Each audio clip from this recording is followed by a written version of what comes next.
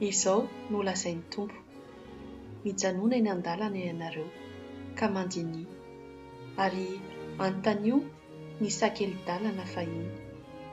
Tadiavy ny lalana ho an'ny fahasambarana, ary ao izany dia ahita fitsaharana ho an'ny fanahinareo ianareo.